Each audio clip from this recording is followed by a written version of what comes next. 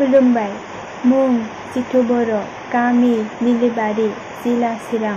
दिनै आं नैथि खेब खन्थाइ बादायलायनायाव दोंसे रमान्टिक खन्थाइजों बाहागो लानाय जाबाय। बे खन्थाइनि मुङानो जादों नों आरो आं। नों आरो आं संसार लैथोआव बे बुहुमनि खनायाव मोजां मोनदों नों आरो आं सिखिरि सुबुंनि आन्दोआव बे जोनोमाव आं नोंनि आरो नों आंनि नोंनि बिखानि दुंब्रुद अननाय बोहैलाङो आंनि बिखासिम बेसेबांबा गुवार लैथो जाना अननाय होनायखौ दासिफाय रजे आंनि गोरबोआव दुखु दाहो आंनि अननायखौ नंखाय दासान रजे नेबाय थागोन बै समखौ आं जेब्ला नों आंनि खाफालाव फुनगोन जारौ गोजा गाबनि सिन्दुर नेबाय थागोन नोंनि गोदोनायाव बिबारनि समायना माला गानहोनो बे आंनि नोंखौ मोननो हास्थायसुलि जिउआ।